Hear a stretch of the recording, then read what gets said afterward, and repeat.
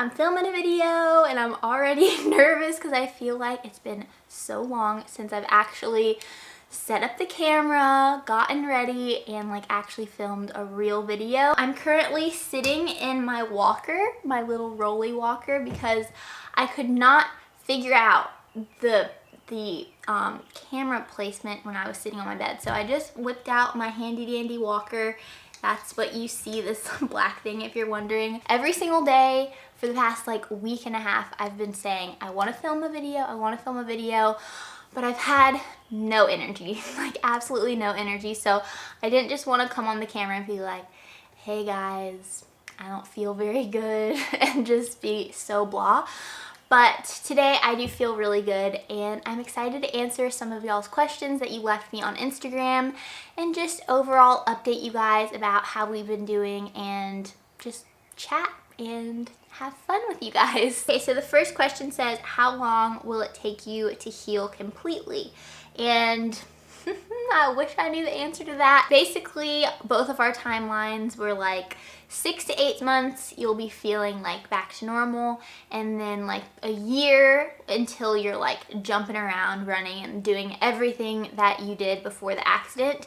Marcus is on a way faster recovery than I am right now. He broke the lower part of his leg, his tibia, I think it's called. He should be walking within like the next week or two. He's doing really good. I'm not allowed to put pressure on my left leg because of my hip fracture, which is really unfortunate. But I think by the end of July, I'll be able to start putting pressure on it, which means I'll be able to start walking again. The next question someone asked is, has this experience made you want to have kids anytime soon? No, it hasn't made us want to have kids any faster than before the accident, I think. But what it has done is made us realize, what are we doing? Like, why are we working so much and not doing the things that we really want to do, like travel the world together before we have kids and do all of these things? So I think it's made us realize that after we are healed, we definitely want to travel a lot. Someone asked, how has your pulmonary embolism been healing? And it has been, I don't actually know. I think it's gone. I've had a bunch of tests at like the blood specialist's office, and all the tests have come back good. I had ultrasounds on both my legs, which is where the blood clots were coming from, since I didn't realize this, but when you have like a blunt trauma to any large part of your body, or you break a bone, you're at a really high risk for a blood clot. Because I didn't know this, and hopefully I'm saying this right, but your bones actually are huge vessels to travel blood throughout your body. And so when I got my hip surgery, and I had also just had my femur surgery, it was just a perfect recipe to get a blood clot, and I got a blood clot in my left lung. And I didn't really know how serious it was until I was in the hospital and I was looking up what a pulmonary embolism was, and how 1 in 3 people that go untreated for a pulmonary embolism will die, and just, it's like a very severe thing, and I don't think I understood the severity of it, which I'm kind of glad, because maybe I would have been freaking out even more. But everything looks good. I think it's pretty much dissolved. I'm on blood thinners, and I will be for the next like 3 months. So just to hopefully prevent any other blood clots. Someone asked, where do you buy your scrunchies? And I have a scrunchie on right now. I love scrunchies because I have such long hair, and when I just use regular elastics, I just feel like it rips my hair and it's uncomfortable. So I really like silk scrunchies like this one, and all different types of scrunchies really. But I get mine from, you know, Urban, Anthropologie. But we're actually making scrunchies right now for Kristin made, and they are so cute, and I made sure that they were perfect to hold your hair up, and they're just the cutest things ever. So keep a lookout for Kristin Made's scrunchies, because they're gonna be real cute. Okay, the next question is, what has been the most difficult part of healing? I think the most difficult part of healing has been the emotional roller coaster of it all. I feel like especially I've been really affected with PTSD and just like randomly crying and like not being able to fall asleep at night and like all these things that really just affect your whole body, because if you're not getting enough sleep, then you have no energy, and then if you have no energy, you know, you can't heal properly. So I think the emotional aspect has definitely been the hardest part. And, you know, just seeing your friends and family doing things that you wish that you could do. Another hard part about recovery is physical therapy. And I really thought physical therapy was easy. It was like not painful at all. But then once we had the incentive that I needed to bend my knee to a 90-degree angle before my next doctor's appointment, then it got really painful, because we were like, okay, we have to get this done or else you're gonna go back under and they're gonna forcefully, you know, bend your leg for you. So getting that range of motion back in my leg has been so painful during physical therapy, which we have 3 times a week. Okay, the next question says, do you plan to gain weight back? If so, are you actively trying to? Then someone else said, would you be able to speak about the weight loss? So I will speak about it, because I addressed it a little bit on my Instagram story, because I was getting a lot of questions about how skinny I look and how I look different than how I looked before the accident. And it doesn't offend me getting those questions, but I thought I should just address it once and not really talk about it again. But since I got so many more questions when I asked you guys to send me these, I thought I would just talk about it really quick on here so I could kind of elaborate more on the cause and, you know, how I feel about it. When you go through something like this, it's very common to lose a lot of weight, because, you know, your appetite is totally down because you're not as active as you used to be. I haven't worked out at all in over 2 months, so I've lost a ton of my muscle mass, which has in turn made me lose weight. And I'm on pain medicines that make me feel nauseous and not have an appetite. So it's just a lot of different things that have gone into me losing quite a bit of weight. But it's definitely not something that I wanted to happen, but it's not something that I'm freaking out about, because I know I'm gonna get back to my old self eventually. So yeah, I hope that answers your question, but I don't really think it's like a huge deal. Because I know I'm just gonna go back to normal when I can and when my body is back to normal. So I hope that answers your question. Someone asked what the next thing I'm gonna bake is and when I think I'll be able to bake again. I saw this recipe online. It was like this strawberry cake with ice cream on it, and I just really want to make that because it just sounded delicious and very summery. So I'm probably gonna bake that, hopefully whenever I can. I think I can start baking like now. It just takes a lot of energy out of me, so I have to like prioritize what I want to do throughout the day, like what's going to be my main activity, and then the rest of the day is pretty much just resting. But yeah, I want to start baking soon. I miss it so much. I actually cooked my first like big dinner the other night, and it really took it out of me. But every one of those things is like an accomplishment. It's like a step forward in the right direction. But yeah, and I miss baking sourdough bread and just all my bread adventures, but I'll get back to it soon. When do you think you'll move out of LA? That's a great question, and maybe that will happen sooner than you guys think. After everything happened, I think Marcus and I really sat back and like reflected on everything. And one of those things is, why are we in LA? Do we need to be in LA? What are some things keeping us here? What are some things we don't like about LA that make us want to move? And I think we've decided that within the next year or two, I think we definitely will be moving out of LA, and who knows where that will be. But I just think LA is just not somewhere I want to raise a family. It's not somewhere that I've ever really felt like, ooh, LA is my home, you know? So I think we're gonna check out some different options soon and see where God leads us, because that's really the whole thing, is like we want to go where God calls us to go and not make any rash decisions. But yeah, I think we will be leaving LA.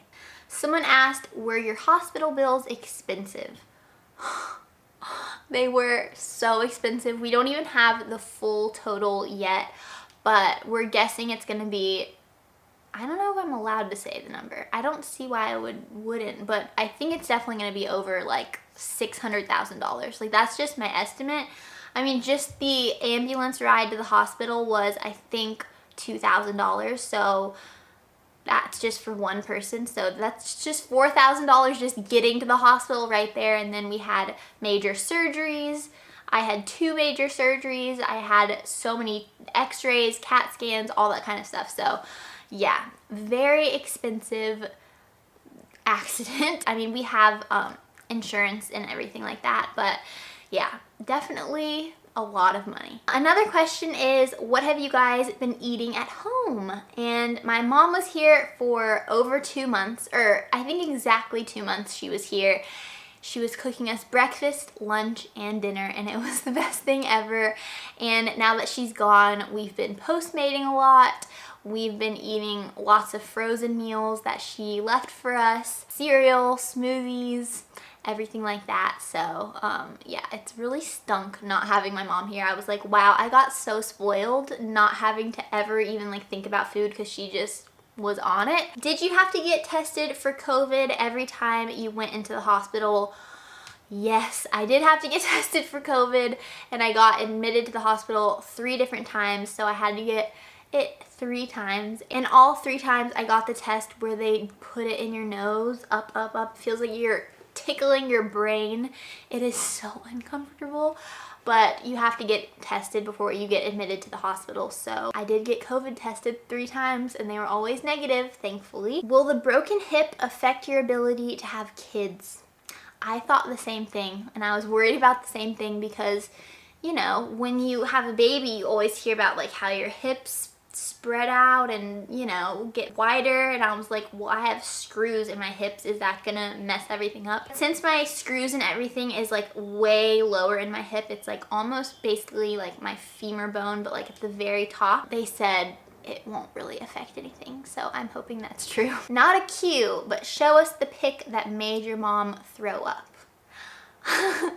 I posted on my Instagram story that I showed my mom a picture from the accident that she did not want to see, but I had made like everybody in my life see it because I was like, do you want to see this picture? It's really gross, but you should see it, because it's basically what my leg looked like right after the accident when I was in the hospital. Cody actually took it, and it just all burst open, and it's really disgusting, and my mom did not want to see it. And I was like, come on, Mom, just look at it. Like, you have to look at it to know what's really going on with my leg, blah, blah. I was just being a brat. I should not have made her look at it.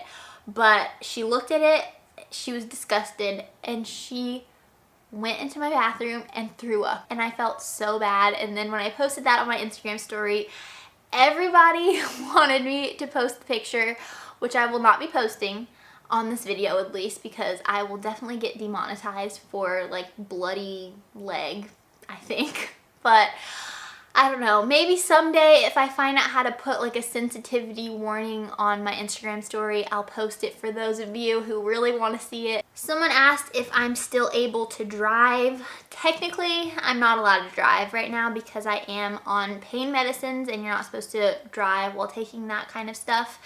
Slowly but surely, I'm like weaning myself off of them, but right now I'm still on them and technically not able to drive, but Marcus is able to drive, so he's been getting us around everywhere, which has been really nice. Were you supposed to go to Texas with Cody and Lexi? If you don't know, Cody and Lexi, Cody's my brother-in-law, Marcus's brother, and Lexi is my sister-in-law, and they are in Texas right now with like all of our best friends, and we were supposed to go, but then we just decided it wasn't the smart thing to do because of COVID and everything with our legs, and I just didn't feel completely comfortable with it, and it's been so sad seeing all of our friends together and not being able to be there and just having so much FOMO. But I know we made the right decision because I wouldn't have wanted to get there and, you know, be in so much pain and not been able to do anything. So Yeah, they come back really soon though, which I'm happy about, and we'll make a trip out there all together. Okay, now the dogs are in here with us because I went to say hi to Marcus and they wanted to come in here. So, okay, next question is, how has this been on your marriage? I'm sure it's made you closer, but any challenges? Let me think about that. It has been challenging because when two people are in a lot of pain, it's just challenging to both be comfortable, you know what I'm saying? And, you know, both of us have different levels of pain on different days, and it's just, sometimes it's hard. Sometimes I'm hard to be around because I'm in so much pain or I feel nauseous just all day. But overall, it's made us so much closer and so much stronger. I mean, when you go through something like this with somebody, it's like you're just solidified forever. Like, you've shared an experience that most people have never shared before, and it's something that really does connect you in an even deeper way when a miracle is performed like what happened with us. So it's definitely brought us both way closer to God and closer with each other. Were you expecting the social media response that you got from your accident, or was it surprising? It was definitely very surprising. On one front, all the news outlets and things that picked up the story and were posting about it, I was very shocked about that. And then just the fact that more people started following us, and like people were very, you know, engaged with what was happening with us and very much cared about everything, every step of the way. I was definitely not expecting that. I made that video that I first posted to my Instagram to tell my followers what the heck happened and to tell them Jesus just saved my life. And I was expecting that video to be for my followers, but it definitely reached millions of people, which I don't have millions of followers. So that was definitely very unexpected. Never expected that. And I mean, it was happy because so many people got to hear about Jesus. I don't know why I think this question is kind of funny. They said, what did flipping through the air feel like? And I think it's funny because so many people in my actual real life have asked me this question. Marcus completely blacked out during that part, but I vividly remember flipping through the air and landing on the ground, and the only way I can really describe it is like it's so fast you don't really know what's happening, but it feels like, you know, in movies where it all gets quiet and it's like this intense scene and you just hear a heartbeat. It's like dun dun dun dun dun dun, and then like everything else, people will be screaming and you just can only hear like it's like white noise and then just like your heartbeat. That's what it felt like to me. It just felt like surreal and so fast but so slow at the same time. I can't really explain it that good, but that's how it felt to me. Next question, what has been a Bible verse giving you strength? I know that one right off the top of my head. Genesis 50:20 has been the verse I probably read at least once a day, and it says, you intended to harm me, but God intended it all for good. He brought me to this position so I could save the lives of many people. The devil intends things like this to happen to break people, bring them to the worst position that they could be in, and make them depressed and sad and just break them down and make them in so much pain, and that's all he wants. But God takes that situation that the devil meant for harm and he brings it to something beautiful and something that will reach the lives of so many people, to change their lives and save their lives when they hear the name of Jesus. So I just think God is so good. He took this horrible situation that was intended for evil and he made something so beautiful out of it, and he changed our lives and he changed and touched so many other people's lives from using this horrible thing that happened and this bad, evil thing that happened, and he just makes it good and he just brings good out of it. And yeah, I love that verse so much. Can you and Marcus cuddle or not really, since both of you are hurt? I chose to screenshot this question because there was more PG-13 questions than cuddle, but Marcus and I don't know if I feel so comfortable. Maybe I'll just say something and then I'll ask Marcus what I should keep in the video. But you know, in the very beginning, we both were laying in the bed completely flat. We would just be able to hold each other's hands, but now we're much more able to, you know, move, and we are able to cuddle, but we were not able to cuddle in the beginning, if that answers your question. Oh. Okay, I think this will be the last question because, oh my gosh, I've been filming for ages. But someone said, what Netflix show are you into right now? I love cooking shows. Those are my favorite. I was watching The Chef's Line with my mom. Love that show. It's like an Australian-based cooking show, but it's like a challenge. Like they have to go up against these huge like head chefs of these like top star restaurants. Home chefs go against them, and it's just really good. And we haven't really been watching that much Netflix. We watch a lot of movies though. We've been watching like a movie every single night. So yeah. Okay guys, I hope you enjoyed this video. I am so proud of myself for getting through this video and filming it. Now the last thing, I just gotta edit it and post it, and I will feel so accomplished. So I hope that I answered a lot of your questions that you had, and I hope you had fun watching. If you did, please give this video a thumbs up. Don't forget to subscribe to my channel, and I will see you guys very soon. Bye.